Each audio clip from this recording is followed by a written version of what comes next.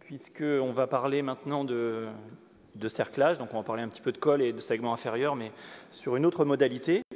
Le cerclage, tout d'abord, ça répond à la question du traitement de ce qu'on appelle l'incompétence cervicale. Vous savez qu'il y a plusieurs types de cerclage qu'on va décliner et on va voir un petit peu quelle est la surveillance échographique de ces cerclages et quelles sont leurs indications avant tout. Donc il y a 4 grands types de cerclage. Le cerclage préventif, que nous on appelle préventif, qui en anglais s'appelle History Indicated. Le cerclage thérapeutique, qui s'appelle Ultrasound Indicated, qui finalement est un peu plus compréhensible que thérapeutique. Le cerclage qu'on appelle à chaud ou en urgence, qui s'appelle Physical Exam Indicated en anglais. Et enfin le cerclage cervico-isthmique, qui est positionné, donc, comme son nom l'indique, un peu plus haut et qui est aussi dans les publications anglaises appelé History Indicated, mais avec la précision qu'il s'agit d'un cerclage plus haut. Alors, on va jouer topo de Jérémy, on va jouer avec un petit QCM d'abord. Vous pouvez répondre tous au fur et à mesure. Concernant le cerclage préventif, réponse A, il est recommandé en cas de grossesse unique ou de grossesse gémellaire. Réponse B, il est réalisé préférentiellement entre 16 et 24 semaines. Réponse C, il est aussi efficace quand il est réalisé avec un fil ou une bandelette. Réponse D, c'est à choix multiple. Réponse D, il nécessite une tocolyse par indocide périopératoire. Et réponse E, pour sa réalisation, l'anesthésie générale est préférable à l'anesthésie loco-régionale. On parle du cerclage préventif non cervico-isthmique. Je vous laisse quelques minutes pour répondre. Donc la bonne réponse, c'est la réponse C uniquement. Il est aussi efficace quand il est réalisé avec un fil ou une bandelette. On va voir ceci sur voilà, la réponse C qui est l'unique et bonne réponse. On va voir ça progressivement. Donc ce cerclage préventif, l'indication princeps, elle est maintenant issue d'un essai bien connu qui a 25 ans, qui a été publié par le Royal College.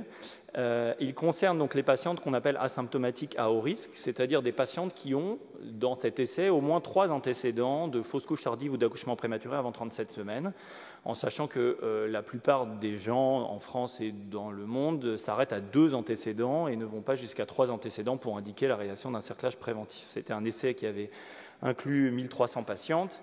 Il y avait 6 groupes de gravité, des patientes qui avaient fait juste des fausses couches simples aux patientes qui avaient fait des fausses couches plus tardives. Et on voit que la réalisation d'un cerclage dans cet essai réduisait le risque d'accouchement prématuré d'environ 50% quand il était réalisé préventivement. Ce cerclage préventif, il a d'autres indications. Il a les indications aussi d'une patiente qui a un antécédent unique de fausse couche ou d'accouchement prématuré, mais pour laquelle vous allez éventuellement réaliser, après son accouchement, un bilan de cavité et vous allez découvrir une béance ou une incompétence dont la définition est variable, vous avez vu dans les recommandations du collège. Et si vous confirmez cette béance, une hystéroscopie, une hystérosalpingographie, un test à la bougie, quelle que soit la méthode, eh bien, elle aura une réelle incompétence ou une béance et il y aura une indication de réaliser un cerclage préventif. Troisième indication, la patiente qui a un antécédent de cerclage, et un cerclage écho-indiqué, c'est-à-dire qu'elle a eu un col qui s'est raccourci, vous l'avez cerclé, et malgré ce cerclage, elle a accouché prématurément. Dernière indication, une patiente qui a un cerclage à chaud, un antécédent de cerclage à chaud, et que vous revoyez pour une autre grossesse, il y aura une indication de cerclage préventif. Attention, et je pense que la plupart d'entre nous ne connaissaient pas ces données, une publication de 2015 montrait qu'une patiente qui a un antécédent de cerclage, qui a un antécédent d'accouchement prématuré, excusez-moi, qui est surveillée pour sa 2e grossesse et pour laquelle le col se raccourcit, et vous réalisez un cerclage parce que le col se raccourcit, et qui accouche finalement à terme, la plupart d'entre nous vont lui proposer un cerclage pour la grossesse ultérieure. Eh bien, en fait, en pratique, dans les données de publications récentes montrent que seulement 50% de ces patientes vont réellement avoir besoin d'un cerclage et que vous fassiez ou non un cerclage pour la 3e grossesse de ces patientes ne change pas l'issue obstétricale de ces patientes. Alors, le cerclage préventif, vous connaissez tous, c'est essentiellement un cerclage de McDonald, fait sous anesthésie loco-régionale, posée entre 12 et 15 semaines d'aménorrhée, en général après l'écho du premier trimestre et le dépistage de la trisomie 21. L'ablation du cerclage se fait à 37 semaines et on peut le réaliser avec un fil standard, on verra lesquels après, ou un servicette, donc un fil, une bandelette avec deux aiguilles aux extrémités. Quel est l'aspect échographique? Donc à gauche, vous avez des exemples de servicettes. Je ne sais pas si j'ai le pointeur. Non, bon, je vais montrer comme ça. Pardon, je vais revenir pour que vous puissiez voir. Donc ici est la visualisation du cerclage avec la bandelette de servicette. Et je vous ai mis des petites flèches pour voir mieux la réalisation d'un cerclage avec un fil d'Étibon 5. Passons ensuite au cerclage thérapeutique, donc, ou le cerclage écho-indiqué. L'indication donc, de ce cerclage, c'est la patiente qui va avoir un accouchement prématuré ou une fausse couche tardive, et on verra après la particularité des malformations utérines, de l'utérus distilbène, des conisations, pour laquelle vous allez surveiller le col sur la deuxième grossesse, et vous allez constater un raccourcissement de ce col. Alors, pourquoi on fait des cerclages dans cette indication-là? Eh bien, c'est issu de plusieurs essais randomisés qui ont été regroupés dans une méta-analyse par Berghella en 2011 et qui retrouvent globalement un bénéfice à la réalisation de ce cerclage avec une réduction de 70% des risques d'accouchement prématuré avant 30% des risques d'accouchement prématuré avant 35 semaines. Si on regarde la surveillance du col un petit peu avant, en termes d'âge gestationnel, le bénéfice est également présent, avec entre 50 et 30% de réduction du risque toujours d'accouchement prématuré ou de morbidité périnatale. Et puis vous voyez que sur les autres indicateurs, il y a aussi des bénéfices qui sont démontrés quand le col est inférieur à 25 mm ou même quand il est encore plus fin. Donc une réduction d'environ 30 à 50% du risque d'accouchement prématuré dans cette situation-là. Qu'en est-il chez les patientes qui n'ont pas d'antécédents d'accouchement prématuré, mais qui ont eu une conisation ou bistouri froid, comme ça se fait de moins en moins, ou qui ont une malformation utérine? Est-ce que vraiment il y a une indication? Évidemment, la littérature est beaucoup plus pauvre et le bénéfice du cerclage n'est pas formellement démontré. On sait que les cols sont plus courts chez les patientes conisées que chez les patientes non conisées. On sait qu'il y a plus d'accouchements avant 37 semaines d'aménorrhée, mais on sait que quand les cols sont plus courts, il n'y a pas plus d'accouchements. Quand les cols sont plus courts que 25 mm, il n'y a pas plus d'accouchements avant 34 semaines. Donc finalement, les données sont moins claires dans ce groupe-là. Clairement, le groupe qui va bénéficier du cerclage thérapeutique, c'est l'antécédent d'accouchement prématuré et le col qui se raccourcit à la grossesse suivante. Alors vous allez me dire, qu'en est-il si la patiente n'a pas d'antécédent et vous découvrez à l'écho-col, faites systématiquement ou pas, un col court? Alors ça, c'est le débat éternel de deux grands poids lourds obstétricaux américains que sont Romero et Berghella, qui, en toute amitié, prônent soit pour l'un la progestérone, soit pour l'autre le cerclage. Leurs arguments, eh bien, Romero dit que dans ces situations de col court sans antécédent, col inférieur à 25 mm, sur des données multiples colligées, eh bien, l'administration de progestérone permet de réduire tout ce que je vous ai listé à droite, c'est-à-dire moins d'accouchements prématurés avant 36, 35, 34, etc., moins d'accouchements prématurés spontanés, une diminution de la détresse respiratoire, une diminution de la morbidité composite, une diminution des poids de naissance, des petits poids de naissance, une diminution de l'admission des enfants en unité de soins intensifs. Bref, avec à chaque fois des risques relatifs qui donnent une intensité de l'effet entre 20 et 50% à peu près. Donc, progestérone. C'est d'ailleurs la recommandation qui a été faite au collège en 2016 pour dire quand vous découvrez fortuitement sur une grossesse unique un col à moins de 20 mm chez une patiente sans antécédent, eh bien, il y a une indication à lui proposer de la progestérone naturelle micronisée jusqu'à 36 semaines. Berghella, lui, dit « oui, mais le cerclage peut être intéressant ». Alors, après aussi une sommation de données dans de multiples méta-analyses, avec notamment des méta-analyses sur données individuelles, il retrouve les histogrammes blancs, vous voyez une tendance en faveur du cerclage par rapport aux histogrammes foncés, une diminution mais non significative du risque d'accouchement prématuré. Ça, c'est sur les cols globalement inférieurs à 25 mm.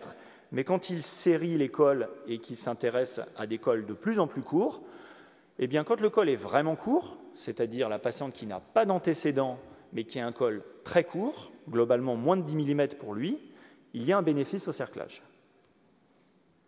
D'où le postulat de dire col court sans antécédent, mais col très court, intérêt du cerclage.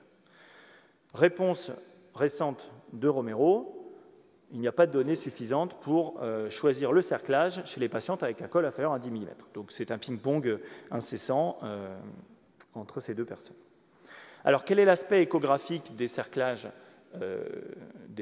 dans ces situations, des cerclages thérapeutiques? Eh bien, vous ne voyez pas sur la diapositive le cerclage, je vais vous aider un petit peu. Il est ici. On le voit également sur l'image inférieure apparaître avec les deux petits points. Et ce qui est intéressant, évidemment, c'est de mesurer la distance. On le voit mieux ici, il est plus près du canal cervical, avec l'image en 3D ici circonférentielle, en coupe frontale, de mesurer la distance, on va voir après, entre ce cerclage et l'orifice externe. Troisième cerclage, les cerclages à chaud, ou ceux indiqués selon l'examen clinique. Je vais vous refaire travailler un petit peu. Donc, quels sont, pour ces cerclages à chaud, un petit QCM. Il est considéré comme moins efficace le cerclage à chaud que l'expectative. Donc, vous avez une patiente qui a une situation de potentiel de cerclage à chaud. Est-ce qu'il vaut mieux lui faire un cerclage ou faire une expectative? Il nécessite une tocolyse par indocine. Il est réalisé préférentiellement entre 12 et 15 semaines. Il n'est pas réalisable quand la poche des os est protruse dans le vagin. Et réponse E, pour sa réalisation, l'usage d'une antibiothérapie ou une antibioprophylaxie péropératoire est conseillé. Je vous laisse quelques minutes pour voter.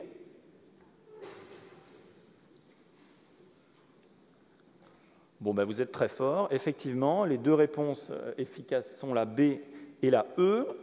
Il nécessite une tocolyse et une antibioprophylaxie ou thérapie péropératoire. Alors, le cerclage à chaud, ça n'a évidemment rien à voir avec ce qu'on a vu avant. Le cerclage à chaud, c'est entre 16 et 24 semaines. La patiente vient parce qu'elle a des pertes et vous découvrez fortuitement un col ouvert et une poche des os qui est soit à l'orifice externe, soit protruse dans le vagin. Donc, c'est souvent ça. Effectivement, la situation de cerclage et la réalisation du cerclage va être bien plus complexe. Vous allez vous armer, sans rentrer dans les techniques opératoires, de fils pour essayer de tirer le col ou de ballons pour essayer de repousser la poche des os ou de tampons montés pour aboutir à l'image en haut à droite. Et une fois que vous aurez réussi à faire ça, vous allez passer votre fil de cerclage, comme illustré sur l'image. Alors, est-ce que ça marche, ce cerclage à chaud? Pendant des années, on a dit que ça transformait un accouchement, une fausse couche tardive en accouchement prématurissime. Donc, en gros, on abondait pour la réanimation néonatale. Eh bien, effectivement, il y a peu de données. Il y a peu de données parce que les essais randomisés sont compliqués à réaliser. Il y en a un seul qui a été fait avec 23 patientes, mais il y a beaucoup d'études de cohortes qui, globalement, ont été regroupées dans une méta-analyse relativement récente et qui montrent que la réalisation d'un cerclage augmente la survie néonatale. Et globalement, si vous voyez la ligne time to delivery, ça fait gagner les patientes, ça prolonge la grossesse de 56 jours par rapport à une expectative qui prolonge la grossesse de 18 jours. Donc globalement, vous gagnez en âge gestationnel, les patientes accouchent plus tard. Il y a même dans cette méta-analyse moins de patientes qui accouchent entre 24 et 28 semaines, donc on prolonge vraiment beaucoup. Et on prolonge avec des âges gestationnels moyens au final, qui sont de l'ordre de 31 semaines dans le groupe cerclage, contre 25 semaines dans le groupe expectatif. Donc oui, il faut faire des cerclages à chaud chez ces patientes. Il faut leur expliquer qu'il y a des risques, mais il y a indéniablement des bénéfices.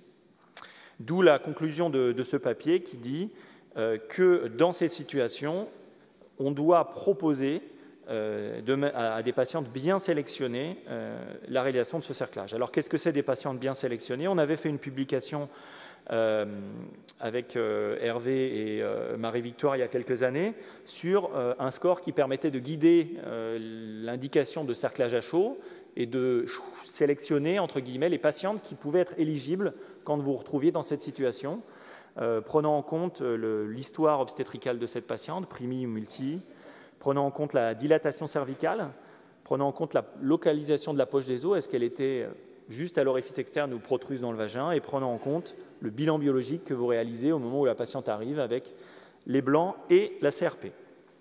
Et ça permettait de donner une probabilité. Alors on avait été très sévère, on avait dit on veut savoir combien accouche, quelle est la probabilité d'accoucher avant 32 semaines, donc ce qui était quand même assez loin dans la grossesse quand on voit que ces patientes en moyenne accouchent plutôt à 30-31 semaines, mais on avait pris un critère fort et on avait en gros sélectionné 3 groupes, patientes avec peu de risque d'accouchement très prématuré, patientes avec un très grand risque d'accoucher prématuré, et ça pouvait guider un petit peu le praticien. À quoi ça ressemblent les échographies du col chez ces patientes qui ont été cerclées à chaud? Eh bien, vous voyez que le cerclage, il est en général relativement haut, et on voit qu'il y a des petites images au niveau de l'orifice interne qui correspondent à tout ce que vous avez fait pour refouler la poche, et donc des débris, des petits caillots de sang qui s'accumulent à cet endroit-là, et on voit ici avec la barre 2 la position du cerclage par rapport à l'orifice externe. Dernière population, le cerclage cervico-isthmique, ou History Indicated, pour lequel je vais vous demander encore de travailler. Ce sera le dernier QCM. Ce cerclage cervico-isthmique, il peut être réalisé par voie haute, cellio laparo, ou voie basse. La voie haute est plus efficace que la voie basse. Il peut être réalisé avant ou pendant la grossesse. En cas de grossesse arrêtée, il peut être sectionné. Et il est indiqué en cas d'échec de cerclage préventif, classique McDonald's, on va dire. Je vous laisse quelques minutes pour répondre. Plusieurs réponses valides.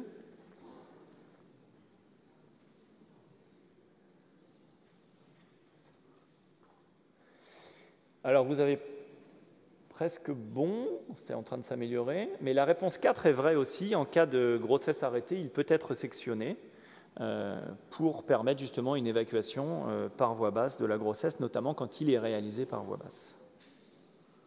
Voilà les réponses bonnes, donc toutes à l'exception de la B. Alors ces indications, donc c'est effectivement l'échec ou l'accouchement prématuré malgré le cerclage préventif. Et il peut y avoir une indication aussi chez les patientes qui ont une pathologie cervicale, soit une pathologie acquise, soit une pathologie obtenue dans un contexte de cancer du col, par exemple, avec trachélectomie. C'est un cerclage qui est, comme son nom l'indique, plus haut que les cerclages qu'on réalise classiquement type McDonald's ou chez Rodcar. Des données de 2002 avaient revu un petit peu le bénéfice de ce cerclage, et il y avait clairement un bénéfice par rapport à la réalisation d'un autre cerclage préventif classique par voie basse, avec, vous voyez, dans la colonne de gauche, une réduction des fausses couches tardives ou des accouchements prématurés grâce à ce cerclage. 3 voies d'abord possibles, la voie laparo, la voie célioscopique et la voie vaginale. Les voies laparo et vaginales sont essentiellement des voies pendant la grossesse, alors que la voie célioscopique est plutôt une voie avant la grossesse. La bandelette de polypropylène est supérieure en termes d'efficacité au fil classique. La seule implication de ces cerclages, c'est par définition la réalisation d'une sténose, ou en tout cas d'une fibrose plutôt, de ce segment inférieur, qui va impliquer une césarienne pour la naissance.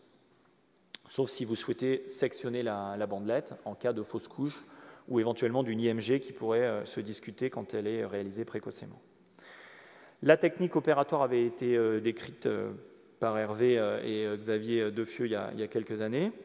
Et les bénéfices de ce type de cerclage sont encadrés en rouge, avec globalement 80% de patientes qui accouchent après 36 semaines, contre 15% si on ne faisait rien ou si on faisait des cerclages itératifs. Donc une efficacité certaine de ce type de cerclage. L'aspect échographique dépend un petit peu du type de cerclage, si c'est voie haute ou voie basse. Quand il est voie haute, donc qu'on appelle classiquement un cerclage de Benson, vous voyez que le cerclage est positionné très très haut, très près de l'orifice interne. avec donc sur cette vue de reconstruction 3D, la visualisation bien de cette bandelette. On le voit aussi ici, et la reconstruction 3D à 22 ou 32 semaines. Voilà, je vous ai mis des petites flèches. Sur les cerclages voix basse, il peut être un peu plus difficile à voir. En fait, il est ici. Et quand vous latéralisez l'écho, on voit très bien le maillage ici de la bandelette, à gauche et à droite. Idem, sur une échographie, une reconstruction 3D, on peut s'aider donc du VCI plan A, qui est la coupe épaisse